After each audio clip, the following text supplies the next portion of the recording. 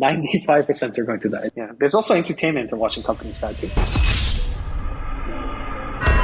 Ladies and gents, this here has to be some of the craziest times that we're going through. With Bitcoin currently falling below $30,000 and Luna now being worth a penny, down from just $100 about a month ago, UST or Terra Luna stablecoin is now worth 37 cents today. Now the scariest news from this week just came out today as USDT, the world's largest stablecoin by market cap, lost its peg momentarily, creating doubts and more FUD in the market sentiment. Now in today's video, we'll discuss the new developments on Terra Luna and the USDT's pegging, as well as other major headlines in the market today. And if you are liking these daily market updates, be sure to like this video down below, subscribe if you have not done so already. And with that being said, let's hop into the computer, see what's going on in the market for today.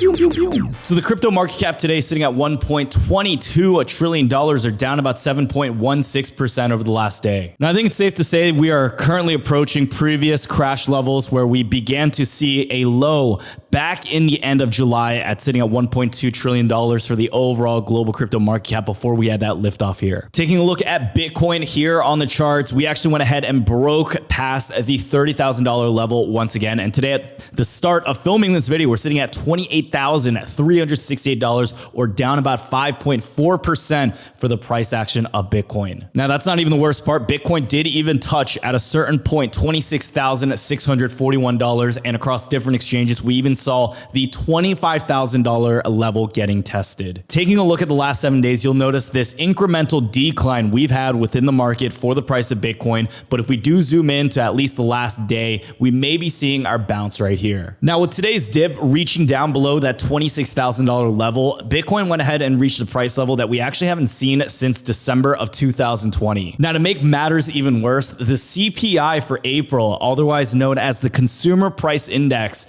was expected to show that the US economy had already gone through an inflation peak, which would probably have smoothed the market for a while. But instead, this actually sparked even more fear, uncertainty, and doubt within the markets. What all this means is that the US inflation eased modestly from the fastest pace in 4 decades last month. So bringing it forward to where we are now, the CPI index for the month of April has actually risen to about 8.3% from the time of last year, down from the 8.5% pace in March, which was the fastest rate that we saw since December of 1981. So what all this means is while inflation seems to be slowing down just about 0.2%, a lot of investors are still freaking out and the markets continue to go lower. Now, bearish investors may also think that the Fed will consider raising rates at a 75 basis points. And even though they weren't considering this before about a few weeks ago, it seems like with the current state of the market, it is still on the table. On the other hand, if you are a bit more optimistic, bullish investors are now highlighting that inflation is cooling down and they are using it as an excuse for a much needed oversold rally. If we do take a look at the facts, the print reflects the first slowdown since August and a sign that the country is past the peak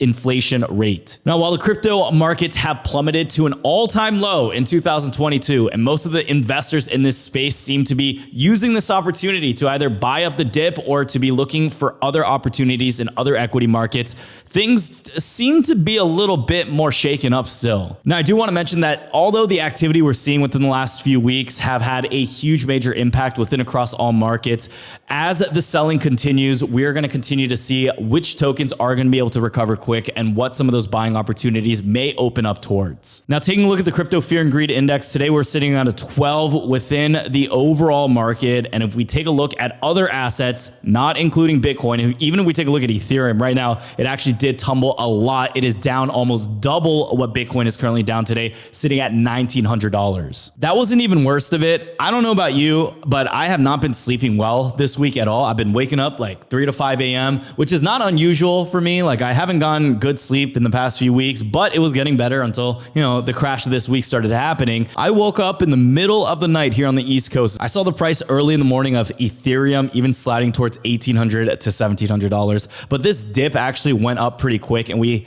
recently saw it climbing up to $1,900, where currently that's where we're sitting at now. Now, in the list of all the top 10 most purchased tokens within 24 hours, Ethereum is still in the lead, consistently at number 1, with the stablecoins USDT, also known as Tether, and USDC in second and third place. What this is showing is that many investors are still looking towards Ethereum as the next viable asset, and this follows my thesis and investing strategy as well. Out of all the cryptos here, you have to keep in mind that you can't just go around throwing the label that certain assets are blue chips when they're not. There are many other cryptocurrencies that will not be able to survive a full-on blown bear market other than the ones that would be considered the blue chip, which many investors are looking to be either Bitcoin and just Ethereum. The reason why these could survive other bear markets is because of the sole market cap and the amount of people invested into the tokens. When you have fewer and fewer people investing into tokens and they are selling off, then we see price getting driven even lower. This is the reason why we see that altcoin cycle happening. It's because the flow of money demands where the amount of investors are placing their bets. I do also want to mention right now, the demand for stablecoins is largely driven right now by instability and within fear in the market. This is pushing a lot of investors from taking their altcoin purchases, or whether it's Ethereum, Bitcoin, and then moving it into stablecoins. Now, for the fact that we're seeing Ethereum getting bought up really quick, it should still give you confidence that whales and institutional investors are not all just pulling their money out the market.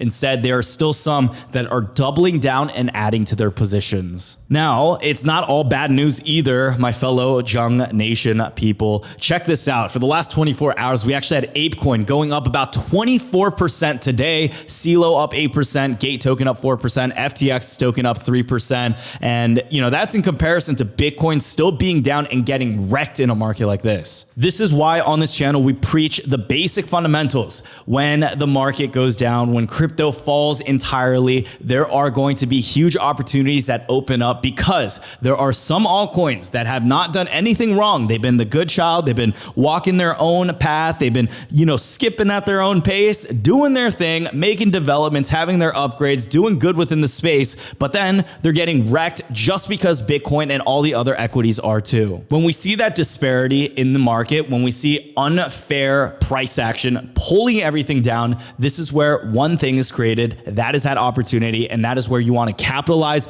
on that moment. Now, I do want to mention this doesn't mean that you should be all inning into any asset. And now that ApeCoin's going up, you FOMO back into here. Take the market with a lot of precaution. I think a lot of people within the crypto space has really gotten used to the fact that, we're making really good money over the past few months, over the past few years. We've seen a lot of millionaires coming out of nowhere. And this oftentimes make people think the money that we're investing into the crypto market doesn't feel real. Does that ever happen to you guys where, if you're going out to Chipotle, you still second guess adding the guac, but if you're investing into crypto, you have no problem throwing in a couple hundred bones or buying a couple $1,000s of a certain token, and you don't really get affected by that. The dollar, the value has been decreasing. Inflation has been going up. It's been getting harder and harder for people to find right investments that are yielding them a solid return. The big thing I want to note, at least in this video for anyone watching, please respect your money. Please respect the dollar. Please respect your investment and don't take everything as a full-on gambling opportunity. Just by being patient, sitting on the sideline and waiting for some type of signal, whether you want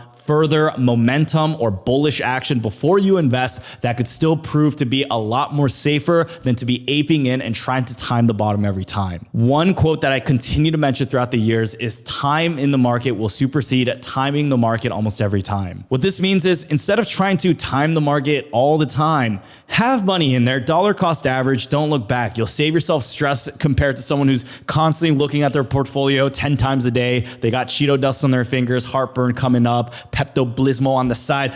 You want to make sure when things get really scary, really hectic, and you're feeling the stress coming about too, it's okay to take a step back from the screens. It's okay to not look at your portfolio, and it's okay to be taking these temporary losses. Just because you didn't know when to sell previously, and just because you're seeing some of the effects of that now, doesn't mean you're a bad trader or investor. I know a lot of people within the space who are amazing investors. They have a great track record, and I don't want any of my viewers to feel like you guys are completely idiots just because you happen to have some bags in, say, Luna or one of their stable coins. All right, so to take a look at some more good news in a strong bullish perspective, we actually got Plan B, also known as 100 Trillion, who's more infamous for his entire Bitcoin supercycle theory, stepping in, actually talking about some more interesting data points on the technical analysis. Plan B wrote, time for some hopium. We've actually been in the $30,000 to $60,000 range for about 1.5 years now, but the first time we were at $30,000 back in December 2020, Bitcoin was overbought with a weekly RSI of 90. The second time at $30,000, which was July 2021, and Bitcoin market was neutral with an RSI of 50, and now 30,000 Bitcoin is oversold like peak COVID fear back in March of 2020 with an RSI of 34. Now the question here follows, because we are currently oversold, could we be seeing another opportunity to the upside? I think right now that's what a lot of investors are anticipating for. And in the meantime, let's talk about the reason why the market is actually going down. So while the price of both Luna and UST have been diminishing, Terraform Labs, the team behind the Terra ecosystem, went ahead and outlined 3 emergency measures aimed at saving Luna and its native stablecoin UST from collapse. So the 3 measures include this. Number 1 is going to be burning the remaining UST in the community pool. The community pool is basically a special fund designed for funding different projects built on top of the Terra blockchain. And any community member can pretty much come in and create a governance proposal to spend the tokens in that community pool. Right now, the circulating supply of UST is actually still $12.12 billion. And according to data from CoinMarketCap,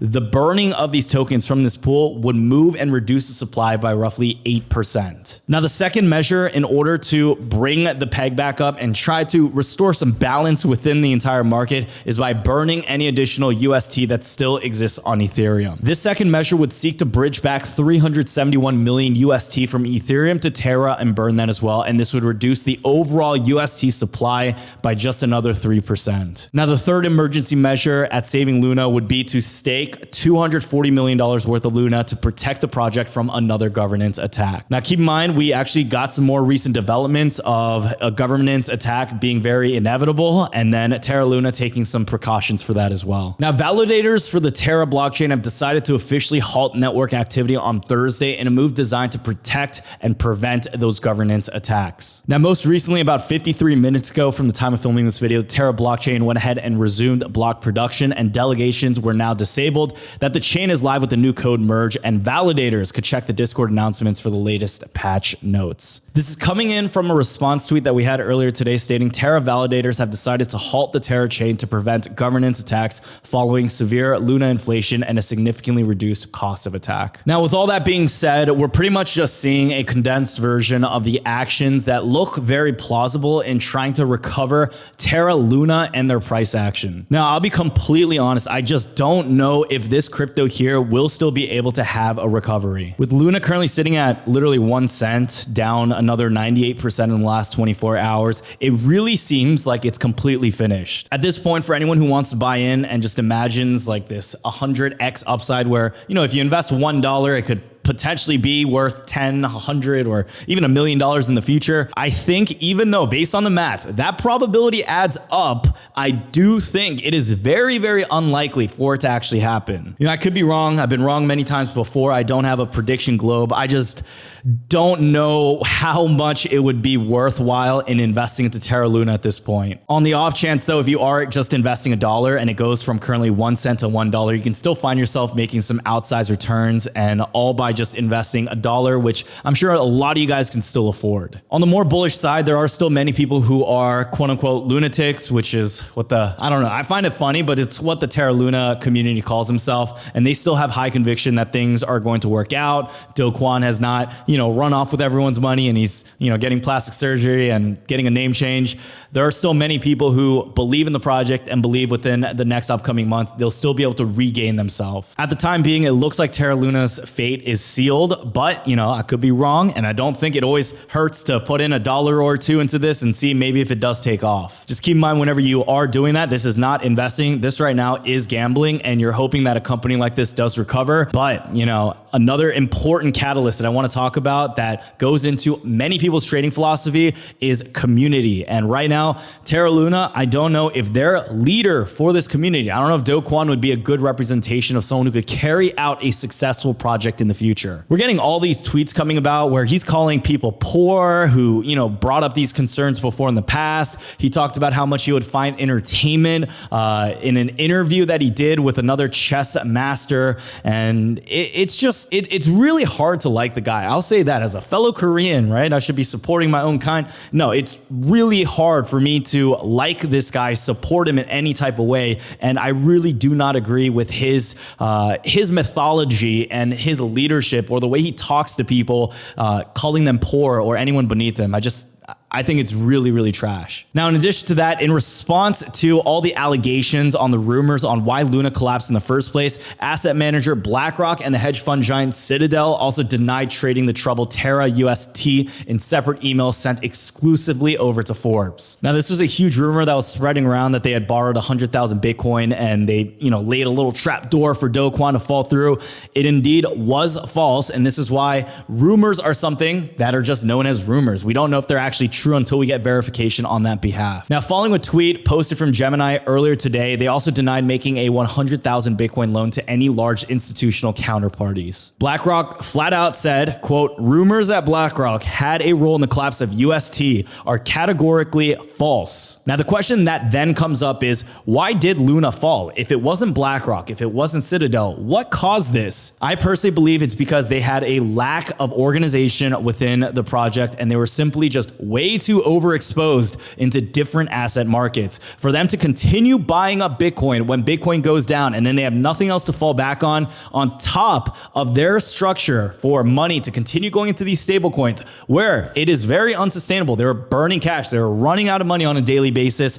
I can ultimately see the catalyst of Bitcoin going down, imploding from the inside out a project to this magnitude. Now, in terms of the next headline, something I wanted to cover was talking about Tether, USDT showing signs of de-pegging on exchanges as well. So if you didn't know, Tether is the world's largest stablecoin and they broke below its $1 peg Thursday amidst panic in the crypto market. Now, according to coinmarketcap.com, the stablecoin got as low as 95 cents, but since then it has recovered and it's trading at 99 cents. Now, the reason for the USDT also going down in price could be in relation to the overall sentiment within the crypto market also being really, really bad as well. This also follows the entire UST Terra stablecoin, which also went down, which may have triggered some other investors to look for safer avenues than their stablecoins to park their money in. Now, on a personal basis, I had a lot of my own money in USD stablecoins, especially within Tether. As soon as I saw de-pegging like 0.996 cents, I knew even at that point, even though we've seen some variables happen before in the past, no one ever thought Luna's own stablecoin would go down in value that much. And although USD Tether is still not based on an algorithm, but they are based on reserves that they claim are fully backed, there is still always an opportunity within this space. That is why it's called a black swan event. It's because no one can expect it.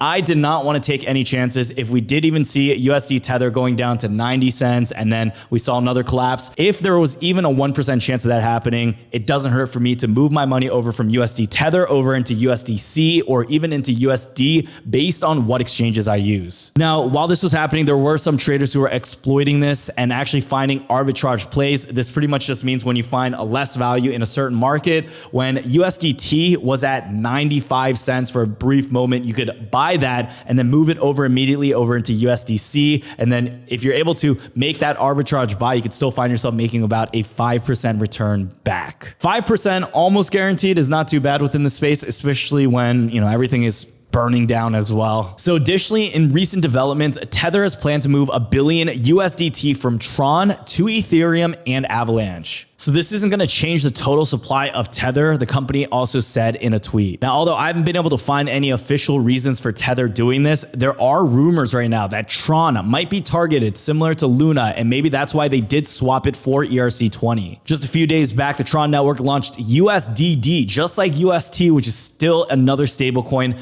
Justin Sun, the Tron founder, cited that Tron or TRX token can be the next target after Luna, and in order to avoid the dump, the Tron DAO reserve will be deploying $2 billion to fight the price action. So personally for me, I never expected we'd be going through the great stablecoin wars, but it looks like that is the current worry that many of the larger whales have. In terms of the next headline, I wanted to cover Coinbase went ahead and posted a net loss of $430 million for Q1 2022. So not only are investors worried that crypto is going down, but then when you move it over into a stablecoin, that might go down. But then when you move that over into an exchange reserve, the exchanges are losing money too. It's like this whole thing going on right now. It's kind of nuts. So Coinbase saw its shares drop by more than 26% yesterday, a day after the company released earnings that revealed a decline in user base and high expenses for the first quarter of 2022. Shares in Coinbase were trading at $53 per share at the time of research, representing a drawdown of more than 70% since the beginning of this year. Now, right now, Coinbase is facing what I would call a double wombo combo from anyone play Super Smash Bros? Anyone? We're pretty much getting a twofold setback. Their expenses were higher than analysts thought, and their revenue was actually lower than expected. Now, despite the bad earnings report, the CEO of Coinbase, Brian Armstrong, said he has never been ever more bullish in this space. In a letter to shareholders, Coinbase addressed the broader market conditions that underpinned the quarter, noting that we believe these market conditions are not permanent and we remain focused on long term. Brian Armstrong also mentioned its recent NFT market launch as an area it was focusing more on, and I can tell you it was very disappointing. Coinbase, we thought, was going to be the trigger to the next NFT bull market super cycle, something crazy like that, but nah, it was definitely a flop. He did conclude his statement, and in that address he says, regardless of whether the market is up or it goes down, they're going to continue to build. And I believe even with that mindset, it's something that we should all carry as well. The market's going to go up, the market's going to go down. It happens. This is the way of life. We cannot always go up forever. We cannot just consolidate forever.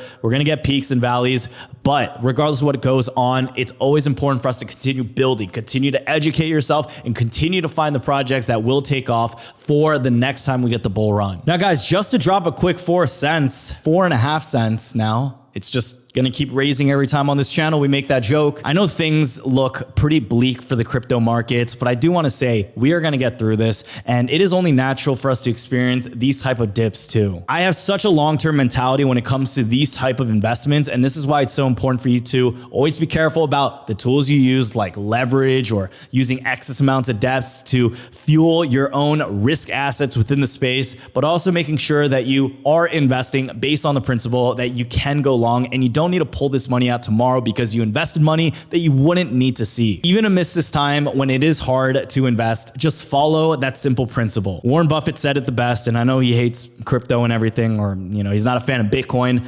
Buy when everyone is fearful and sell when others are greedy. That principle right there has carried a lot of success into many of the top investors. And even right now, you don't have to be going all in, but I do think when things clear up and we start seeing the sunlight at the end of the tunnel, this is going to be when you're really going to be thinking to yourself like, hey, even when it was tough, I was still able to dollar cost average into these bags and still find myself making a return when things begin to pick up. Now, guys, that is going to be today's market update. Make sure you guys stay tuned for what we have next, because man, these developments are coming out like every day, and just so much news is happening, and certain cryptos are dumping, pumping. Like this week was probably the busiest, craziest, no sleep week I've had in a really long time. Now, real quick, before we end this video, if you guys are looking to sign up for a crypto exchange and you're worried that some of them might be going bankrupt, don't forget to check out our sponsor for today, which is going to be FTX.us. With FTX, you can find yourself trading crypto with up to 85% lower fees than their top competitors. There's no fixed minimum fees, no ACH transaction fees, and you can also set up recurring buys from directly within the app. On top of that, you can also find yourself buying NFTs without having to pay gas fees off Ethereum and Solana using their marketplace as well. Now, if you guys want to get started, check out the link down below in the description. Use code JUNG. And on top of that, if you do it, you will find yourself earning $100 after depositing $1,000 into the app. Also, on top of that, if you do trade crypto, for every crypto that you trade, which is worth over $10, you can find yourself earning free crypto as well. On top of that, if at any point in this video you found value and you want to help out this channel, the easiest free way to do that is to drop a like down below. This pushes it out to others, and hopefully it gets people's mindsets right as well. On top of that, you can also follow me over on Twitter and on Instagram. I've been posting pretty actively there. So if you guys want to join my community and just get some of my thoughts or what I'm doing on a day-to-day basis, don't forget to check me out there. If you do follow me, watch out for impersonators and scammers as well. One more thing, our Discord has been popping off, and we actually went ahead and did a full $850 giveaway to our members. We gave a lot of money away. I'm going to continue to give away money because anytime the market goes down, I want to make sure that my own community is taken care of, and I want to give back as much as I can. We are doing a giveaway within the community right now. In order to qualify, all you have to do is be a member of the jungle. If you guys want to have a chance to join, we have a Google form where you can get invited via a whitelist that we're going through applications for. And the next time we do open spots, I'll let you guys know through my Instagram and my Twitter, or also at the end of these YouTube videos as well. On top of that, if you do end up being able to secure a spot for the Discord, you'll find yourself joining a very nice community. You get my buy and sell alerts, you get technical analysis from some of our best traders. And on top of that, we're doing a lot of giveaways and just random fun stuff. So take my word for it. It's been pretty sweet the past few weeks, and I continue to strive to at least make it a better space for you guys. Now, we always wrap this video up by doing a little keyword, a little secret word at the end, so I know if you guys are watching this till the end. For this video, it is going to be ghost. Comment down below ghost if you guys made it all the way to the end of this video. Thank you all so much again. Like always, hang on in there, take care, and I'll talk to y'all soon. Peace.